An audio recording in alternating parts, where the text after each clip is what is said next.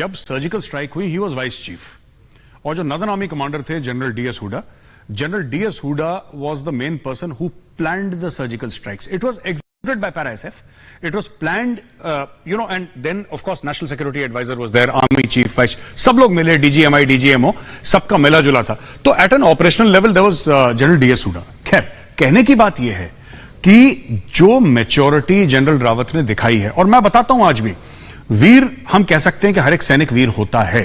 General Rawat भी वीर थे, right?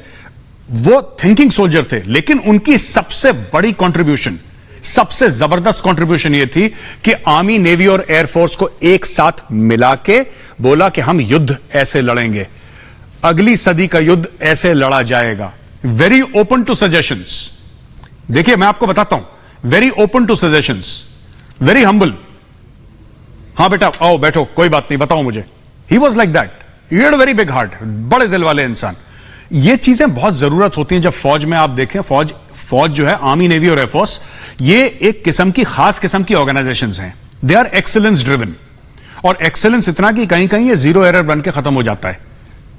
इनका इतना ज्यादा होता है फोकस ऑन एक्सीलेंस की ये चीज होगी तो ऐसे ही होगी, और ये बेस्ट ऐसे ही होगी. वो लोग एक्सीलेंस को चेज करते हैं. उन लोगों को बैठा के कन्विंस करके एक नई रणनीति बनाना, एक नया स्ट्रक्चर बनाना, ये एक किस्सा. हमारे टाइम पे तो हम लोग सोचते थे कि कोई ये काम असंभव है, कोई कर नहीं पाएगा. जी, इन्होंने करके दिखा दिया, और मुझे लगता है इससे बड़ी बात हो नहीं सकती. जी, कर्नल थापर, जब प्रधानमंत्री ये कहते हैं कि जो स्ट्रैटेजिक मैटर्स है उन पर उनकी इनसाइट्स एक्सेप्शनल थी, यानी कि उस पर जो वो सुझाव देते थे या फिर क्या राह लेनी है वो बताते थे, वो उनसे बेहतर कोई नहीं बता सकता था.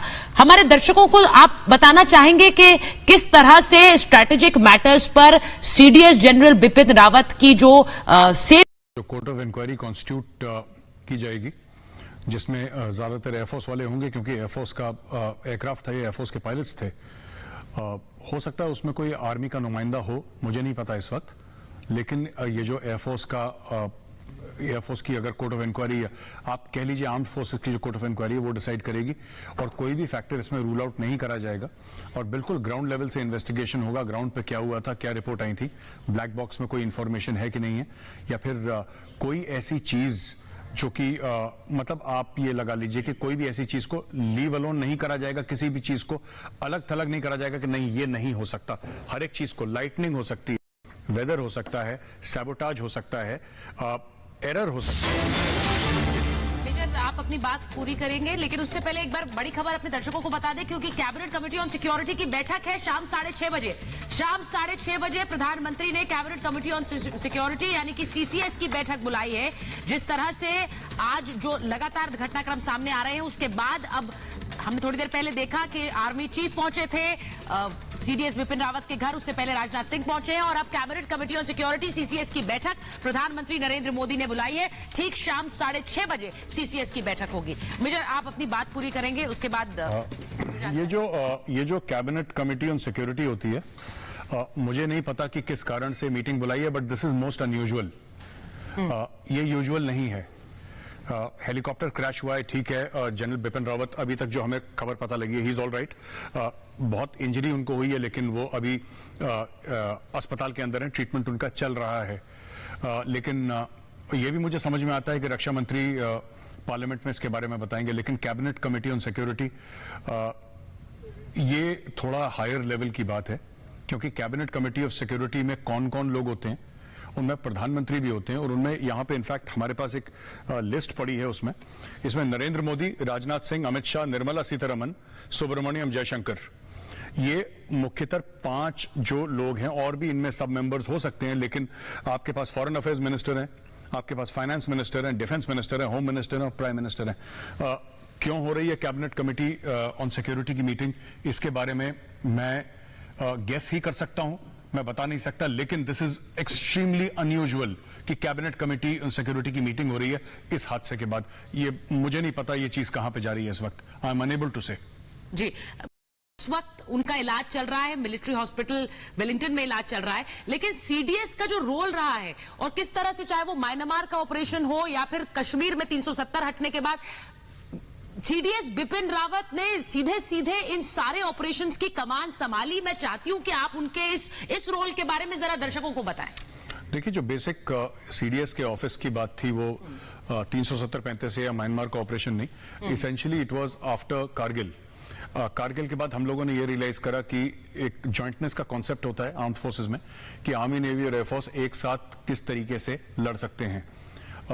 जैसे हम लोग कहते हैं हाथ की उंगलियां अलग होती हैं, लेकिन जब मुट्ठी बन जाती है तो ताकत 10 गुना 100 गुना ज्यादा हो जाती है। और किस तरीके से एक दूसरे के लॉजिस्टिक्स जो है वो इस्तेमाल करके, स्ट्रेंथ और उनकी जो पॉजिटिव पॉइंट्स हैं उनको इस्तेमाल करके, डवटेल करके एक दूसरे में किस तरीके से तीनों फोर्सेस लड़ सकती हैं। तो उसके लिए सीडीएस को एक चीफ ऑफ डिफेंस स्टाफ नियुक्त करा गया था। कारगिल कमेटी की जो रिपोर्ट थी उसके बाद ये इन मोशन आया। काफी साल बीत गए लेकिन फिर अपॉइंट कर दिया सरकार ने। इनका बेसिकली ये था कि थिएटराइजेशन एक बहुत अहम मुद्दा था, कि थिएटर बनेंगे आर्म्ड फोर्सेस के। जैसे अभी हमारे पास इस प्रकार के थिएटर्स नहीं है जैसे कि फॉरेन कंट्री में, चाइना में है जैसे थिएटर, यूएस आर्म्ड फोर्सेस का है, पैसिफिक थिएटर, अफ्रीका थिएटर, कहीं और जी। यानी कि एक पूरा जो थिएटर होगा, एक ज्योग्राफिकल एरिया होगा, वहां का एक बॉस होगा और उसके अंदर आर्मी, नेवी और एयरफोर्स के तीनों लोग उस एक मिलिट्री कमांडर के अंडर होंगे। ये एक छोटा सा पहलू है। Theatre is very very complex, समझाएंगे तो बहुत टाइम लग जाएगा, लेकिन बेसिकली ये काम था। और भी चीजें थी, किस तरीके से प्रोक्योरमेंट है, जो कैपिटल एसेट एक्विजिशन है, उसको किस तरीके से स्ट्रीमलाइन करना है, मॉडर्नाइजेशन ऑफ आर्म्ड फोर्सेस। एक बहुत लंबा चौड़ा चार्टर था सीडीएस का, और जनरल बिपिन रावत ने बहुत काम करा है उसके ऊपर, बहुत काम करा, ग्राउंड पे प्रोग्रेस दिखाई है, मैं ये कहना चाहूंगा। बख्शी साहब, इस चीज लोगों की मौत हो चुकी है। डीएनए टेस्टिंग की बात ही ये बताती है कि कितना शक्त विक्षत हालत में वो शव रहे होंगे। नहीं, जैसे सोहेल ने भी बताया था, बिल्कुल वो ठीक बात है। एक्चुअली MI-17 में, जिसको Mi-17 हम लोग बोलते हैं, उसमें इतना ईंधन रहता है और पूरी फुल कैपेसिटी, जब वीवीआईपी की फ्लाइट होती है, कोई भी ऐसी इंपॉर्टेंट फ्लाइट होती है, तो पूरा फुल टैंक करके चलता है। अब वो पूरा टैंक, जब वो सुलूर से गए होंगे तो पूरा टैंक तो खर्च नहीं हुआ, उसमें 3/4 से ज्यादा ही तेल बाकी रहा होगा। जब ये प्लेन क्रैश करा, it caught fire, the fuel cot fire, तो आप समझ लीजिए कि वहां पे कितना ज्यादा तेल होगा उस MI-17 हेलीकॉप्टर में, जिसकी वजह से आग लगी है। तो अब लोगों का पहचानना इसलिए मुश्किल है, वो डीएनए टेस्टिंग के बाद पता लग पाएगा कि कौन कौन है और फिर उसके आगे की कार्रवाई होगी। इसलिए ये थोड़ा सा प्रॉब्लम अभी हो रही है। इसलिए हमारे साथ निधि और